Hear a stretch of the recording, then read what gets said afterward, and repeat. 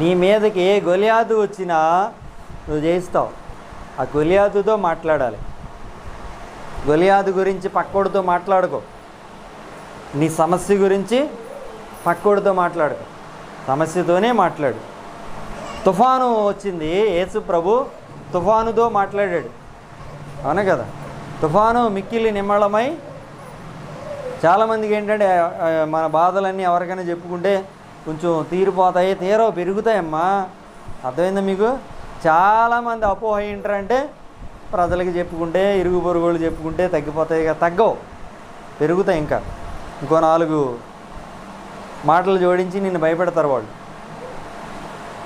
నా శ్రమలో నేను యెహోవాకు మొరపెట్టి తిని అంటాడు దావీదు. చూడండి 18వ కీర్తన 6వ వచనంలో, 18వ కీర్తన 6వ వచనం చదవండి. నా శ్రమలో నేను యెహోవాకు మొరపెట్టి